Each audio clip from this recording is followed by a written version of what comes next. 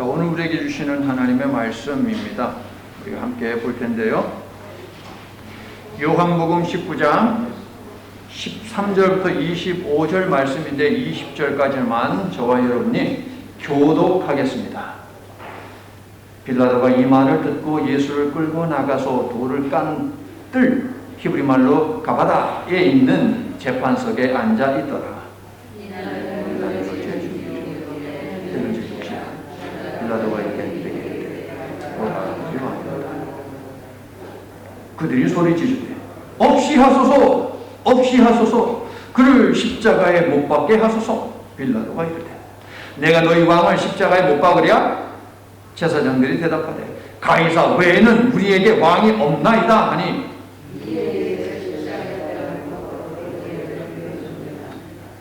그들이 예수를 맡음에 예수께서 자기의 십자가를 지시고 해골, 히브리 말로 골고다라 하는 곳에 나가시니 예수의 십자가에 못 박았어요. 다른 두 사람도 그와 함께 좌우편에 못 박았다. 예수는 가운데에 있더라. 빌라도가 패를 써서 십자가 위에 붙이니 나사렛 예수 유대인의 왕이라 기록되었더라. 예수께서 못 박으신 곳이 성에서 가까운 많은 유대인이 이 패를 읽는데 히브리와 로마와 헬라말로 기록되었더라. 아멘. 넘겨주다, 파라디도미.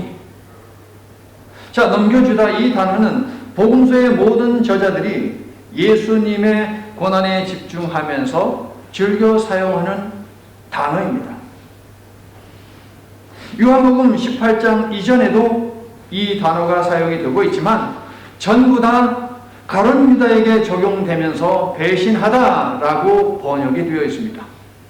그런데 18장부터 예수님의 고난과 연결되면서 이 단어는 예수님이 넘겨지신 것, 그것을 의미를 하고 있습니다.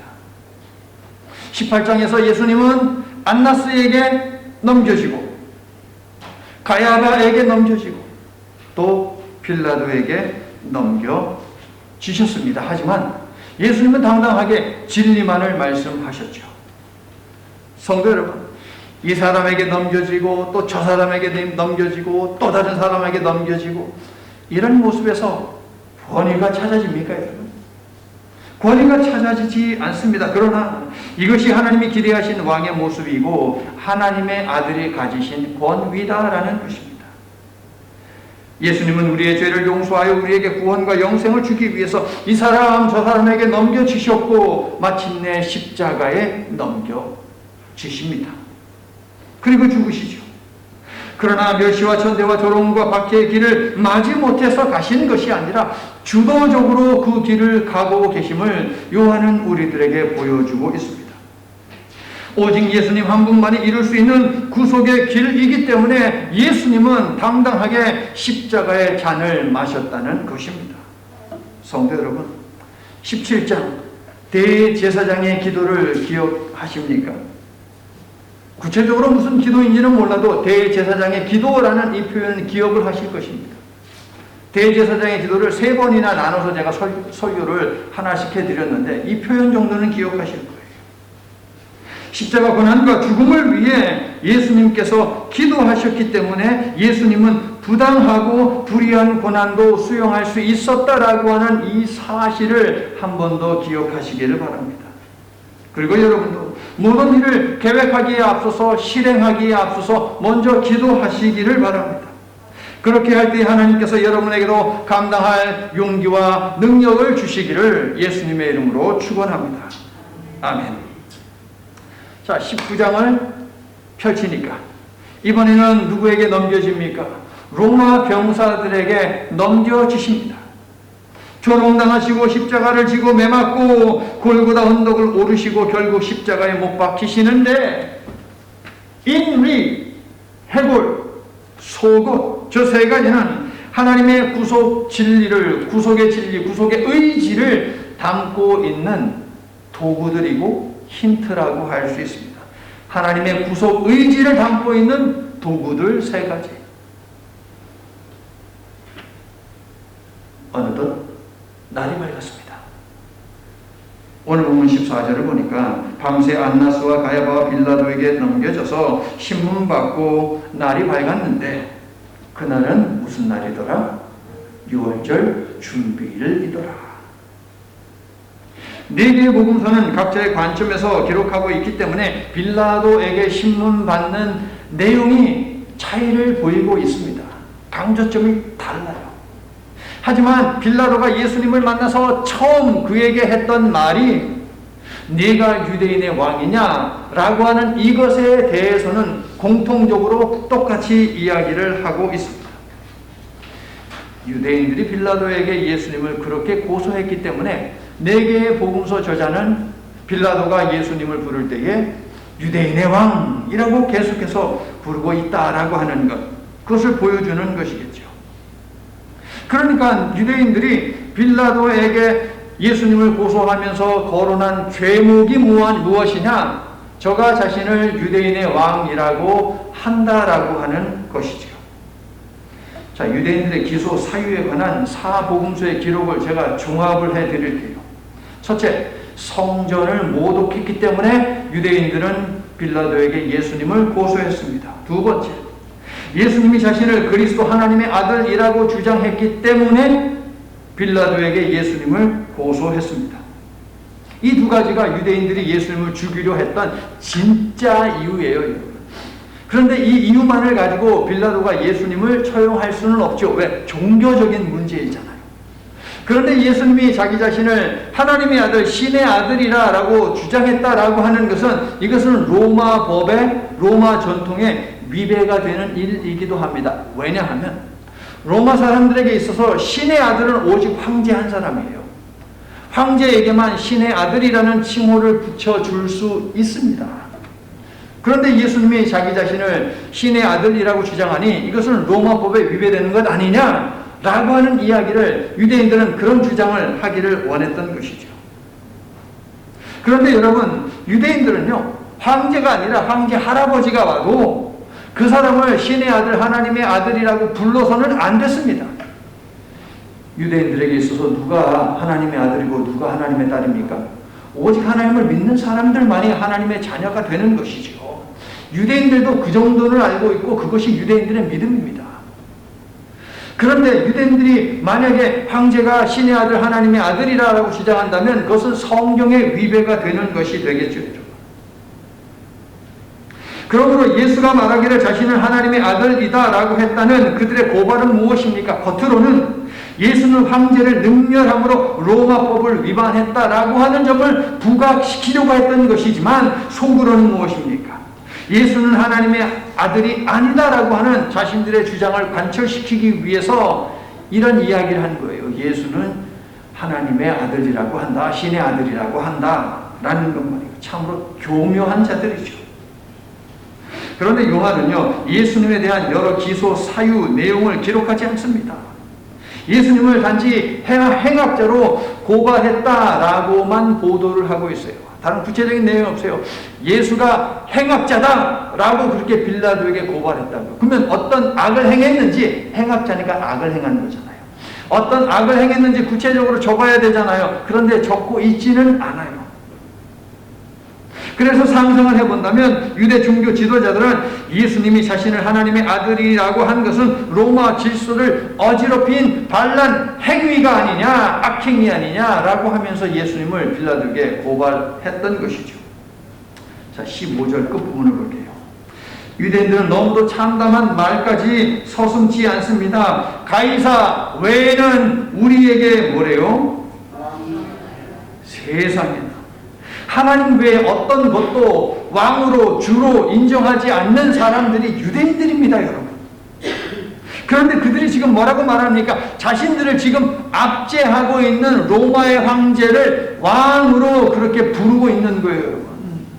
그렇게 고백을 하고 있는 거예요, 여러분. 자기네들을 압제하고 지배하는 자의 백성임을 자처한다는 것이 여러분 말이 됩니까? 이 눈이 횟가닥 뒤집어져도 보통 뒤집어지는 것이 아니에요, 여러분. 백성들 중에는 예수님을 하나님의 아들이고 하나님이 보내신 메시아라고 고백하며 믿고 떠받던 자들이 분명 그 가운데 있습니다. 하지만 자신들의 욕망이 채워지지 아니하니 바로 예수님을 배신할 뿐만 아니라 나아가서 그들이 섬겨야 하는 유일한 왕 하나님까지 배신을 하고 말아요. 참으로 뒤틀린 지독한 자기 모순이지요. 하나님에 대한 반역 행위입니다. 저들은 지금 하나님의 아들을 죽이려고 하나님께 반역하는 일까지 서슴지 않고 있습니다. 저들에게 사탄 마귀가 씌워졌기 때문이다 라고 하는 말 이외에는 다른 말이 생각나질 않아요. 유대인들이 그런 사람들이 아니거든요. 그런데 사탄이 그들의 마음을 온전히 사로잡으니까 절대 그들은 말해서는 안 되는, 그리고 말하지 않았던, 목에 칼이 들어와도 하나님만이 왕이다라고 하였던 그들의 신앙을 온전히 저버리게 되었다는 것이죠. 성도 여러분, 나는 여러분이 세상 유혹과 고난 속에서도 세상이 아닌 진리에 항상 순복하기를 바라고 언제나 진리 대신 예수님만을 선택하기를 예수님의 이름으로 축원합니다. 자, 유대 종교 지도자들이 예수님을 기소한, 고발한 그 이유가 두 가지가 더 있습니다. 여기에다가 두 가지를 더 얻는데요. 성전 모독과 하나님의 아들 주장, 여기다 두 가지를 더 얻는데, 자, 누가복음 23장 1절과 2절을 보아야 알 수 있어요. 누가복음 23장 1절과 2절 말씀. 무리가 다 일어나 예수를 빌라도에게 끌고 가서 고발하여 이르되, 그 다음에 하는 말. 우리가 이 사람을 보매 우리 백성은 미혹하고 가이사에게 세금 바치는 것을 금하며 자칭 왕 그리스도라 하도이다 하니. 여러분, 당시 로마의 황제가 누구냐? 티베리우스입니다. 티베리우스 황제의 관심이 뭔지 아세요, 여러분? 돈이에요, 돈. 어떻게 하면 세금을 많이 잘 걷어들일 수 있을까 하는 것이 티베리우스의 유일한 관심이었습니다. 그래서 그는 총독들을 각 지역에 파견하면서, 야, 너희들 가서 그 지역의 정서를 고려해라. 그들의 그 종교를 인정을 해라. 그리고 그들의 좀 지도자급 되는 사람들 있잖아. 그들의 권위도 좀 인정을 해줘야 된다. 갈등을 일으키지 마. 그래서 그들로 하여금 받을 수 있는 조세, 세금, 무슨 물품들 이런 것들 잘 걷어. 그들이 기분 좋게 내도록 그렇게 만들어 라는 것이 티베리우스의 목적이었어요. 많은 돈을 걷어들이는 것. 돈이 목적이었어요. 그런데 이 유대주의자들이 지금 빌라도에게 와서 하는 말이 뭐예요? 누가에 의하면 저 예수라는 자가 세금 내지 말라고 하더라. 이 거짓 말로 고소를 하는 것이에요. 예수님 말씀하셨잖아요. 가이사의 것은 가이사에게 줘라 라고 이야기했잖아요. 유대인들을 대표하는 자들은요, 이러한 티베리우스 황제의 정치적 성향까지 다 파악을 하고 있어요. 돈 얘기를 하면, 황제의 그 마음에 있는, 중심에 있는 그 돈 이야기를 하면, 그러면 이제 빌라도가 움직일 수밖에 없다는 거예요. 예수가 세금을 내지 말라고 백성들을 선동했다라고 하는 것인데, 이 말을 듣고 빌라도가 아무것도 하지 않는다면 너는 가이사의 충신이 아니다 라고까지 협박을 하죠. 12절 중반부. 오늘 본문 12절 중반부. 이 사람을 놓으면, 있죠? 이 사람을 놓으면, 함께 읽을게요. 이 사람을 놓으면 가이사의 충신이 아니니이다. 무릇 자기를 왕이라 하는 자는 가이사를 반역하는 것이니이다. 결국 빌라도는 예수님을 그들에게 내어줍니다. 십자가에 내어줍니다. 자, 예수님은요, 로마 병사들에게 매맞고 조롱당한 후에 십자가에 달리기 위해서 끌려 나가시는데, 마태, 마가, 누가에 따르면 십자가를 누가 집니까? 구레네에서 온 시몬이라는 사람이 예수님을 대신해서 십자가를 집니다. 그런데 요한에 따르면요, 구레네 사람 시몬은 등장도 하지 않습니다. 예수님이 처음부터 끝까지 주도적으로 십자가를 지셨다라고 하는 그러한 그림이 그려집니다. 예수님이 밤샘 신문을 받고요, 그 다음에 고문도 받고요, 지쳐 있잖아요. 그러니 힘이 있겠습니까? 여러분, 없죠. 그러니까 십자가를 지고 가는데 견디지 못하고 쓰러졌을 것 아닙니까? 그때 때마침 그 자리에 있었던 한 사람을 지목해서, 야, 네가 십자가를 줘 라고 했는데, 그 사람이 자기 이름이 이 생명의 말씀에 기록될지 어떻게 알았겠습니까, 여러분? 그러므로 고아와 과부와 나그네, 내가 알지 못하는 사람들에게 베풀고 돕는 것, 이것이 얼마나 값진 일인가라고 하는 것을 우리가 한번 생각을 해보았으면 좋겠어요. 자, 6월절 준비일 오전 9시, 마가에 따르면 예수님은 제3시, 그러니까 오전 9시에 십자가에 못 박히십니다. 자, 준비일에 해당하는 단어는요, 예수님 당시에도 그리고 오늘날의 유대인들에게도 이날은 언제냐? 6월절 안식일을 준비하는 금요일입니다. 금요일. 해가 지면 이제 6월절 안식일이 시작될 겁니다. 유대인들의 하루는 언제냐? 해가 지잖아요. 그죠? 그리고 해가 지면 그다음부터 이제 하루가 시작되는 거예요. 해가 지면은 그 다음에 안식일이 시작되는 것이죠. 그러면 6월절 안식일을 준비하는 그 준비의 날에 그들은 무엇을 할까요? 첫째, 하던 일을 멈춥니다. 둘째, 집안 구석구석에 있는 누룩을 찾아가지고서 그 누룩을 다 긁어 모아가지고 밖에 가지고 나가서 다 태워버립니다. 세 번째, 미리 준비를 해둔 6월절 어린 양을 잡습니다. 양고기를 먹어야 되니까.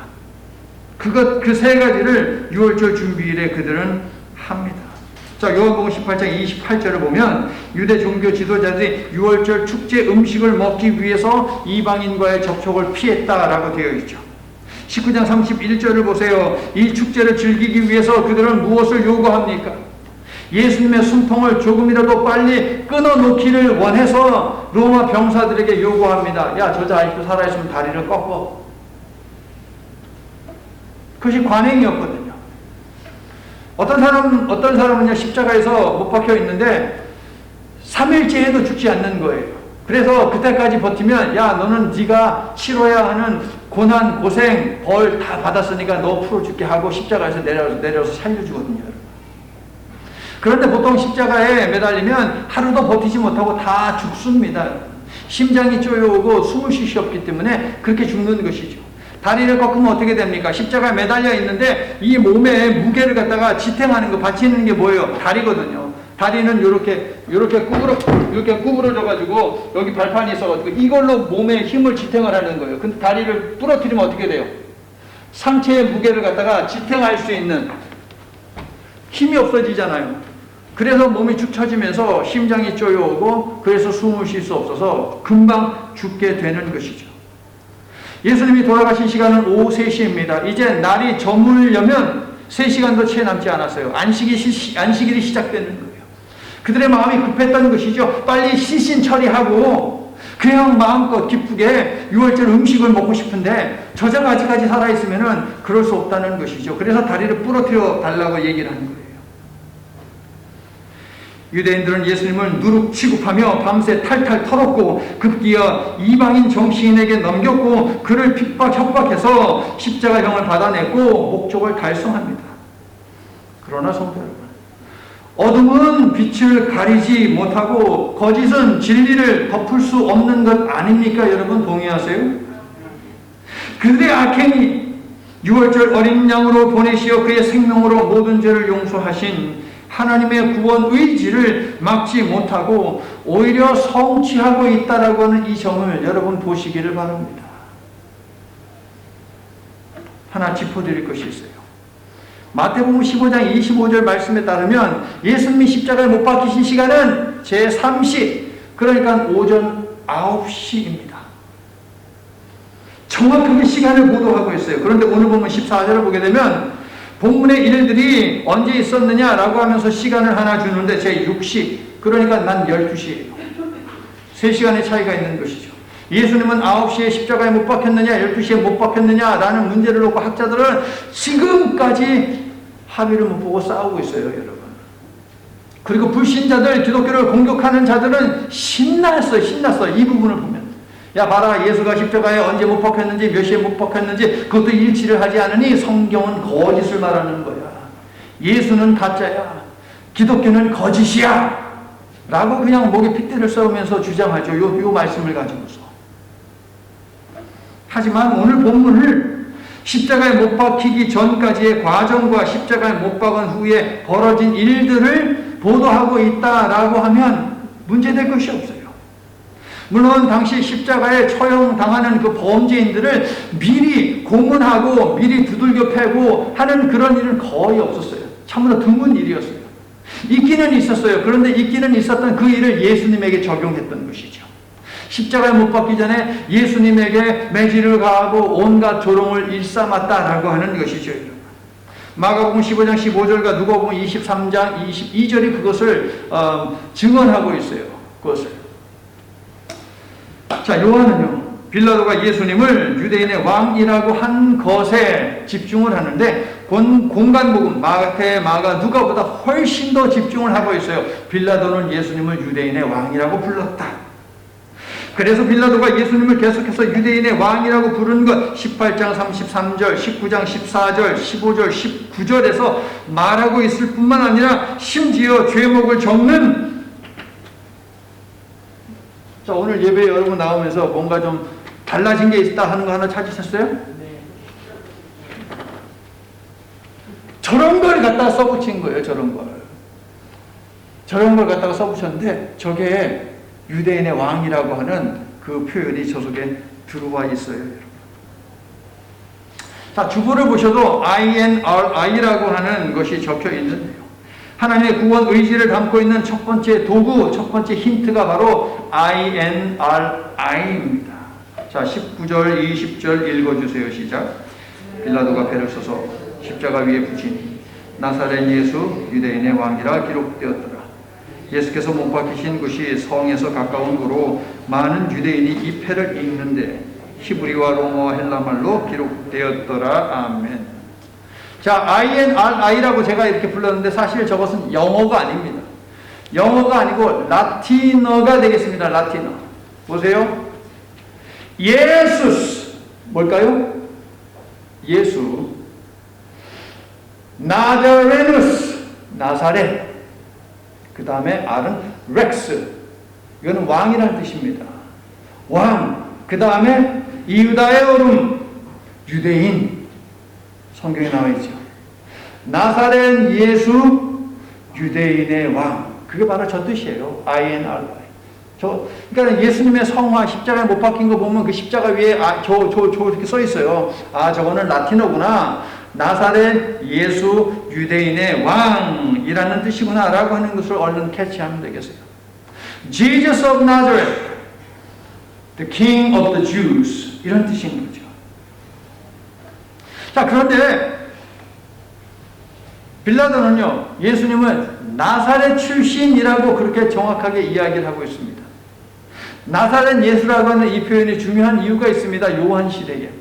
영지주의라는 그 이단과 맞서서 싸우는데 상당히 중요한 표현입니다. 나사렛 예수는 무엇이냐? 예수께서 이 땅에 육신을 입고 오신 역사적인 인물이지 신비의 세계에 존재하는 그런 인물이 아니다 라고 하는 것을 말하고 있는 거예요. 예수님은 역사적 존재다.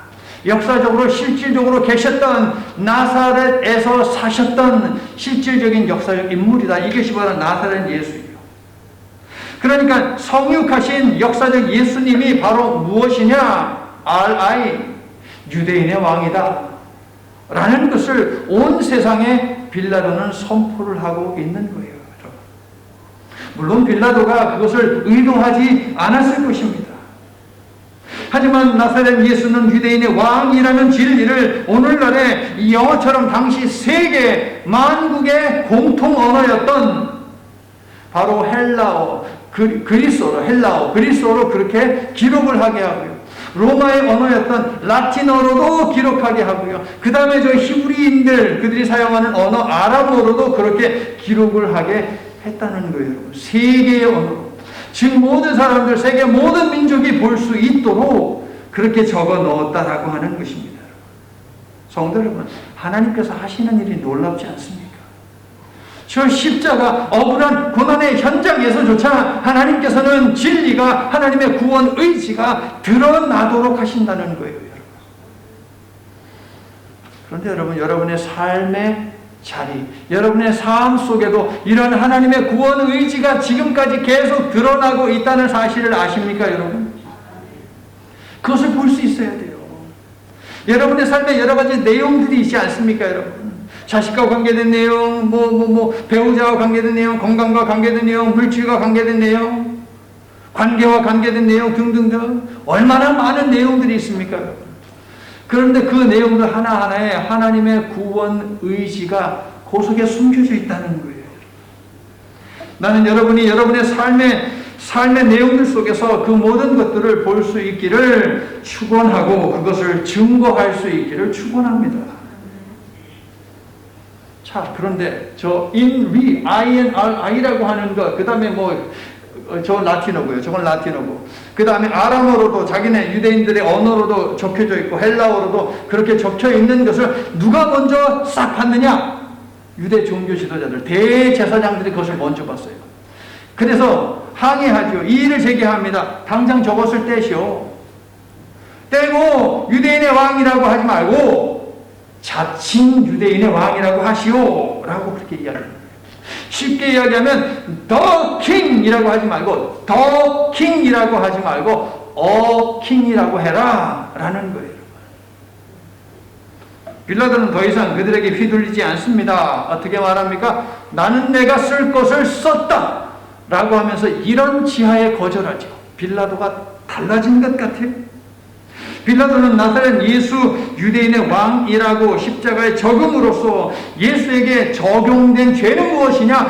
저 유대 종교 지도자들이 고발했던 주장했던 그 죄목을 나는 단지 적었을 뿐이다 라고 하는 것을 알리고자 했다는 거예요. 그렇게 하면서 뭐예요? 예수를 죽인 자는 내가 아니라 저 유대인 놈들이다, 저 유대 종교 지도자들이다 라고 하는 것을 드러냄으로 말미암아 예수님을 죽인 일에 대해서 책임을 회피하려고 했던 것이죠. 그 책임에서 물러나려고 그는 유대인의 왕이라고 하는 그 죄목을 갖다가 저기다 큼지막하게 써붙였는데 이것이 진리를, 하나님의 구원 의지를 드러내는 것인지를 누가 알았겠습니까, 여러분? 빌라도는 마치 물을 가지고 와서 손을 싹 씻은 다음에 야, 나는 여기에 대해서 죄 없어? 그거 하는 거예요, 여러분. 애들이 그러잖아요, 여러분. 자기는 딱 발라놓고 엄마, 아빠 나 찾아봐, 나 없다 이렇게 얘기하잖아요. 빌라도가 그 짓 하는 거예요, 여러분. 저렇게 하고 나서 자기는 죄가 없대. 그런데 지난주에 말씀드린 것과 마찬가지로 매주 교회들은 본디오 빌라도에게 고난을 받으시고 예수님에게 고난을 주고 예수님을 십자가에 못 박고 죽이고 땅에 묻게, 물론 이제 무덤은 다르지만 묻게 만든 그 인물은 누구냐? 바로 주범은 바로 빌라도다라고 그렇게 이야기를 합니다, 여러분. 선포를 해요, 여러분. 증언을 합니다, 여러분. 성도 여러분, 모든 것은 하나님이 주도하셨습니다. 마치 빌라도가 자기가 모든 것 한 것 같고 그 다음에 유대인들이 다 한 것 같지만 이 모든 것을 주관하신 분은 하나님이십니다. 그가 십자가 보팻말에 나사렛 예수 유대인의 왕이라고 적어 넣은 것은 그의 지혜나 자존심이나 의지에서 비롯된 것이 아니라 하나님의 부서 의지에서 비롯되었다라고 하는 사실입니다. 할렐루야. 예수스 나자레누스 렉스 이유다의 나사렛 예수 유대인의 왕. 성도 여러분, 당시 십자가 처형을 하는 그 십자가들에 저런 것이 저렇게 써 붙여진다라고 하는 것은 이것은 말도 안 되는 일이에요, 여러분. 그것도 세계 언어와 그 다음에 당시 세상을 쥐락펴락하던 로마의 언어 그리고 유대인들의 언어 모든 언어로 그렇게 기록해서 십자가 위에 걸어 놓았다라고 하는 이 사실은 심판의 자리, 죽음의 자리라 하더라도 구원과 생명을 베푸신 하나님의 영광은 숨길 수 없고 온 천하에 드러나게 되어 있다라고 하는 것을 보여주는 것입니다, 여러분. 할렐루야. 성도 여러분, 하얀색이 하얀색이요. 자, 까만색 바탕에서 딱 등장하면 어떻습니까? 더 눈에 띄지 않습니까? 더 명확하게 보이지 않습니까? 십자가라는 어둠 속에서 인류를 구원하시는 왕 예수님이 선명하게 보이는 것이죠. 십자가를 볼 때마다 나사렛 예수 유대인의 왕이라는 진리가 온 천하에 뚜렷하게 힘차게 선포되었음을 저와 여러분은 기억할 수 있기를 원합니다. 여러분의 삶 구석구석에 만왕의 왕 예수께서 개입하여 다스려 주시기를 소망하며 사시기를 만왕의 왕 예수님의 이름으로 축원합니다. 일주일 동안 다음 주 영어 회중도 말씀을 들어야 되니까 저거 계속 붙여놓을 거예요. 볼 때마다 나사렛 예수 유대인의 왕, 십자가 고난의 현장에서도 이방인 총독의 입을 빌려서 하나님은 하나님의 구원 의지를 드러내셨구나 라고 하는 것을 우리가 기억할 수 있기를 원합니다. 자, 하나님의 구원 의지를 담고 있는 두 번째 힌트, 도구는 무엇입니까? 해골입니다. 해골. 아이고, 목사님 흉측하기 싫이 설교 제목에도 해골이라는 단어를 넣으세요. 또 이렇게 생각하시는 분이 안 계시겠죠, 여러분. 자, 예수님이 십자가에 매달리기 위해서 끌려가신 그 장소가 17절에 나오죠. 읽어주세요. 17절 시작. 그들이 예수를 맡으면 예수께서 자기의 십자가를 지시고 해골, 히브리 말로 골고다라 하는 곳에 나가시니. 골고다 언덕 위를 붉게 물들이셨네. 갈보리 산 위에 십자가 섰으니 주가 고난을 당한 표라. 자, 예수님이 십자가에 못 박히신 장소 골고다입니까? 갈보리입니까? 골고다도 맞고 갈보리도 맞습니다. 골고다는 유대인의 언어 아람어로 해골이라는 뜻이고, 갈보리는 로마인의 언어 라틴어로 해골이라는 뜻이에요. 각자의 언어로 사용했을 뿐 똑같아요. 해골이라는 뜻입니다. 자, 언덕의 모양이 해골을 닮아서 해골의 언덕, 갈보리 언덕 혹은 골고다 언덕이라고 불렀을 수도 있고, 그곳에서 처형이 이루어졌기 때문에 수많은 해골이 굴러다녔기 때문에 해골 언덕이라고 그렇게 불렀을 것입니다. 성도 여러분, 해골은 무엇입니까? 생명의 가능성이 1%라도 있습니까? 1%도 없는 것이죠. 해골 언덕은 십자가에 처형된 시체들이 쌓여서 살은 새와 짐승의 밥이 되거나 썩어 없어지고 뼈만 남는 절망과 죽음의 언덕인 것이죠. 자, 요한은 17절에서 예수께서 자기 십자가를 주도적으로 지시고 골고다 언덕을 오르신 것으로 보도합니다. 하지만 말씀드린 바와 같이 마태, 마가, 누가는 예수님이 십자가를 지신 것이 아니라 바로 구레네 출신의 시몬, 구레네는 저 북아프리카에 있는 해안 마을이에요, 여러분. 조그만 마을. 오늘날은 리비아에 해당하는 곳이고요. 자, 거기 그 출신의 디아스포라, 흩어진 이방인으로 살던, 유대인으로 살던, 자, 시몬이라고 하는 사람이 예루살렘의 6월절 행사를 지내기 위해서 왔는데, 그 사람이 하필 로마 병사의 눈에 띄어가지고 예수님의 십자가를 대신 졌다라고 그렇게 마태, 마가, 누가는 이야기하죠. 여러분, 저 십자가 전체의 무게는 여러분 300파운드 정도 됩니다. 300파운드. 저걸 다 질 수 없지요. 300파운드 여러분 들 수 있습니까? 못 들죠, 여러분. 그렇기 때문에 이렇게 생긴 것은 십자가 처형 현장에 언제나 있습니다. 밑에 구멍을 파놓고요, 그것을 들어가면은 쏙 이렇게 들어가게끔 되어 있는 것이죠. 그러므로 죄인들이 지고 갔던 십자가는 무엇이냐? 이렇게 되어 있는 것만 해당하는 것입니다. 그런데 저것만 해도 70에서 80파운드 나갑니다. 그런데 계속 두들겨 맞고 피와 땀과 모든 것 다 흘리신 예수님이 저것을 감당할 수 있을까요? 감당하지 못하죠. 그래서 저것을 지고 가다가 계속 넘어지고 하니까 로마 병사들이 야, 네가 와서 대신 줘 라고 구레네 시몬에게 그렇게 말을 했던 것이죠. 자, 그런데 재미있는 일이 요한은요, 구레네 시몬에 관한 이야기는 완전히 100% 배제를 시켜버렸습니다. 그의 이름은 등장하지 않습니다. 무슨 이야기입니까? 요한이 우리에게 보여주고자 하는 것은 뭐예요? 예수께서 십자가를 주도적으로 지고 가셨다라고 하는 것을 보여주기 위한 것이지요. 독자들로 하여금 순환의 자리로서의 골고다 언덕이 아닌 세상을 살리는 구원의 언덕을 보게 하기 위한 것입니다.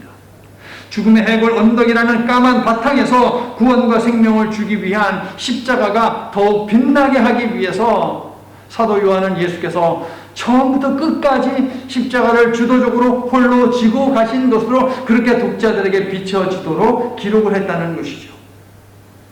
예수님은 이미 3장 14절에서 모세가 광야에서 뱀을 든 것 같이 인자도 들려야 한다라고 말씀을 하셨습니다. 자기가 어떻게 죽을 것을 미리 알리신 것이에요. 골고다 언덕 위의 십자가는 하나님께서 죽음을 생명으로 바꾸시는 은혜를 베풀 곳으로 선택하신 곳입니다.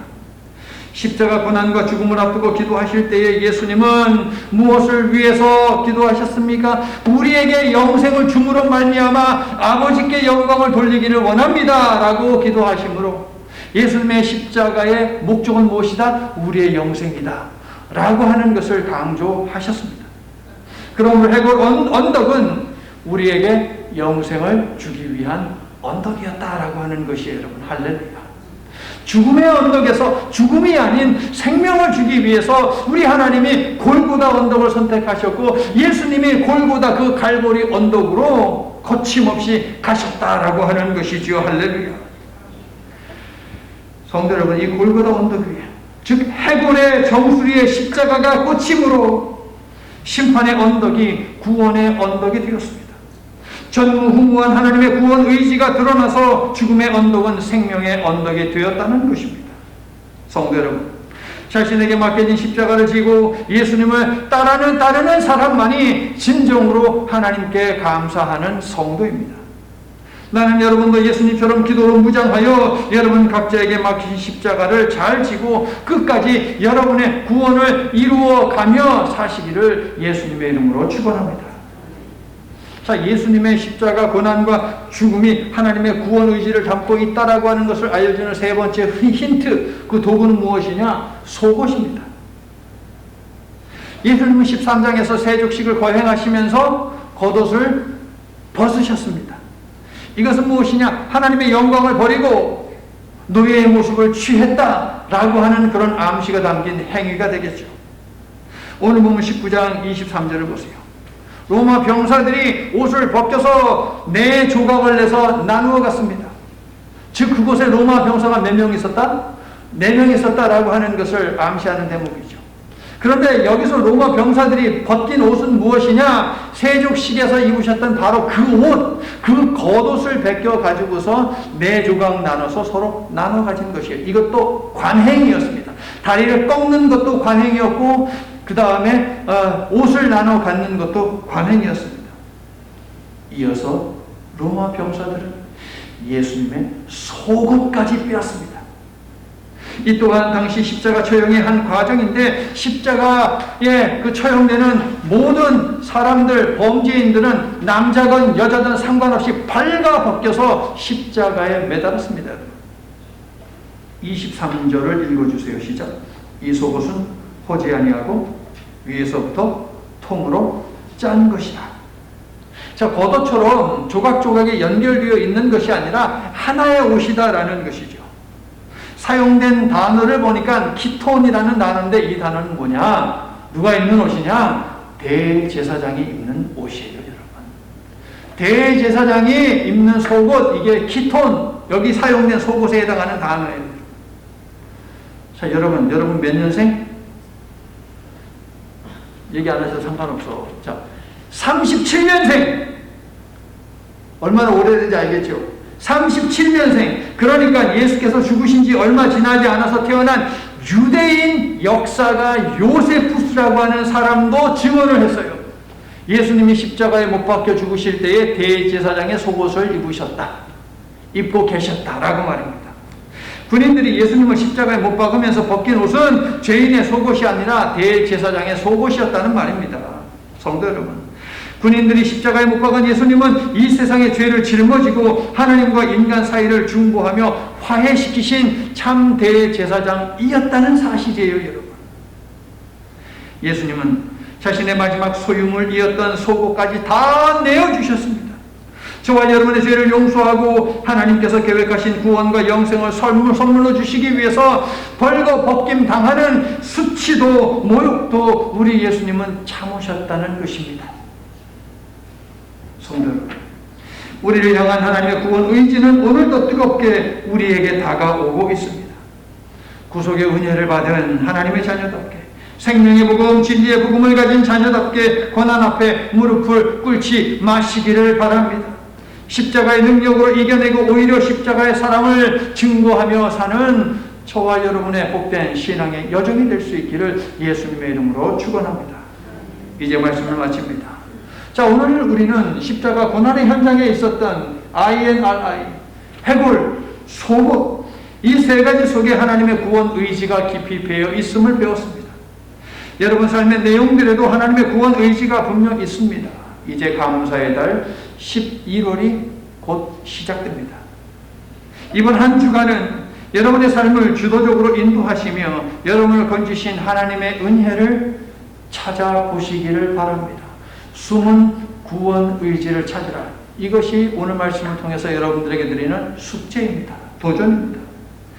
여호와 샴마, 여기까지 인도해 주신 주님, 여호와 에베네셀, 도움의 돌이 되시는 주님, 그 주님이 앞으로도 계속 여러분에게 구원의 산성, 구원의 방패가 되어 주시기를 축원합니다. 저런 구원의 상징들이 앞으로도 여러분의 삶에 계속 주어지고 여러분의 삶에는 감동과 감사가 넘쳐나고 기쁨으로 충만한 인생을 살아가시기를 예수님의 이름으로 축원합니다. 아멘. 자비하신 하나님, 부족하고 연약한 저희이기에 주께서 맡기신 십자가를 외면하지도 포기하지도 않고 끝까지 잘 지도록 도와달라는 기도를 드립니다. 건강이라는 십자가가 있습니다. 나의 건강의 문제이기도 하고 가족의 건강의 문제이기도 합니다. 물질이라는 십자가도 있습니다. 직장의 문제이기도 하고 사업의 문제이기도 합니다. 관계라는 십자가도 있습니다. 가족 간의 관계이기도 하고 주변 사람과의 관계이기도 합니다. 없었으면 좋겠고 없을 수 없는 것이라면 덜 힘들었으면 좋겠다는 생각을 하루에도 수십 번 하면서 번민하는 인생을 저희들 살아갑니다. 사랑의 하나님, 이 시간 머리 숙인 당신의 백성들 중에는, 저들이 중보하며 기도하는 모든 사람들 중에는 복 있는 자가 앉아야 하고 서야 하고 가야 하는 십자가의 길에서 벗어난 인생이 단 한 사람도 없도록 지켜주시옵소서. 어느 찬양 사역자의 호소처럼 나 잠시 나를 의지하여도 주 나를 놓지 마시옵소서.